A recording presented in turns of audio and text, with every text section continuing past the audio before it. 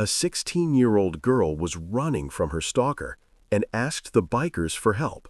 What they did changed everything. The sun had just begun to dip below the horizon, casting long, eerie shadows across the quiet town of Cedar Hollow. 16-year-old Aria Morgan sprinted down the cracked asphalt, her heart hammering against her ribs like a drum in a storm. Her breath came in ragged gasps, her sneakers slapping the ground with every desperate step. Behind her, footsteps echoed, steady, relentless, closing in. She'd seen him again, Owen Hale. For weeks, he'd been a ghost haunting the edges of her life, loitering near her high school at dismissal, standing too close in the grocery aisle, his car idling outside her apartment complex late at night. She'd told her teachers, her friends, even her mother. But each time they dismissed her fears. "You're imagining things," they'd say. "He's probably just lost." But Aria knew better. 2 nights ago, she'd drawn her bedroom curtains and seen him, standing in the streetlight's glow, staring up at her window with chilling stillness. That morning, he didn't hide anymore. He followed her openly, his eyes burning with something she couldn't name. Obsession? Rage? Whatever it was, it terrified her. Now, with her legs trembling and her vision blurring with tears, Aria spotted a flicker of hope. A gas station lit by neon, its parking lot filled with motorcycles and rough-looking men in leather vests. Without thinking, she stumbled toward them, her voice cracking as she screamed, "Help me, please!" The men turned instantly. At their center stood a tall biker with a salt-and-pepper beard and calm, steady eyes. Colt Harlow, the leader of the Iron Haven MC. The moment Aria collapsed at his boots, pointing a shaking finger toward the figure emerging from the tree line, Colt didn't hesitate. "Coal up," he commanded. In seconds, the bikers formed a human wall around Aria, shielding her from view.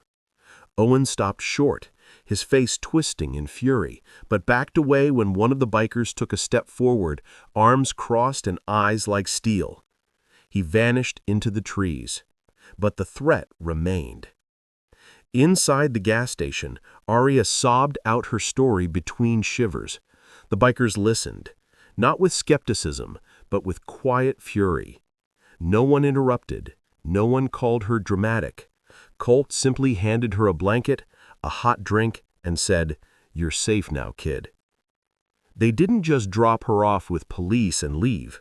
That night, they took her to their clubhouse, a modest, secure building on the edge of town, and let her sleep on a couch surrounded by watchful, protective men who spoke softly and kept watch in shifts. For the first time in weeks, Aria slept without fear. The next morning, Colt and his crew did something no one else had.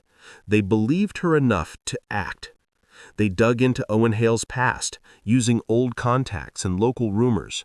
What they uncovered chilled them. Owen had been accused before. 3 separate stalking cases, all dropped due to lack of evidence. He'd slipped through the cracks too many times. Armed with this intel, they drove Aria to the Cedar Hollow Police Department and demanded to speak with Detective Lena Monroe. At first skeptical, Monroe's expression hardened as she reviewed the biker's notes and Aria's trembling testimony. Within hours, a formal investigation began. But Owen wasn't done.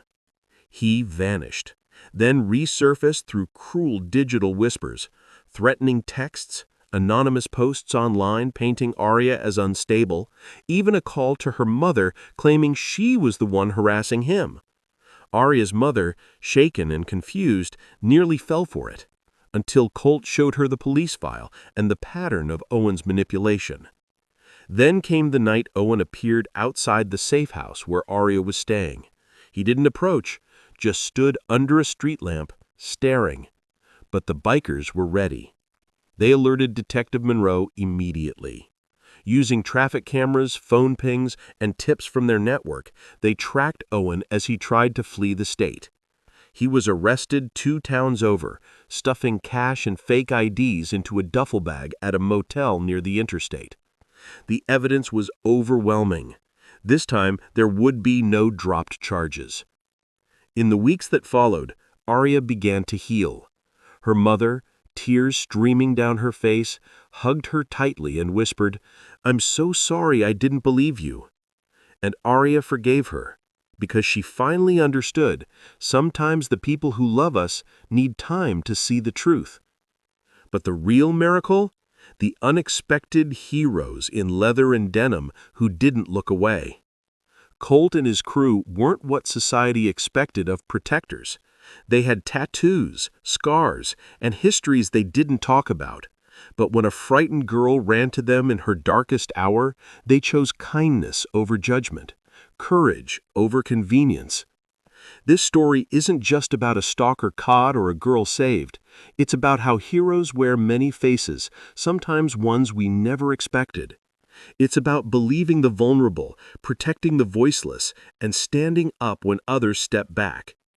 If this story moved you, if it reminded you that courage can come from the unlikeliest places, please like, share, and subscribe to ACA Story Tales. Your support helps us bring more emotional, heart-touching stories like Arya's to people around the world. Tell us in the comments, where are you watching from, and what part of Arya's journey touched your heart the most?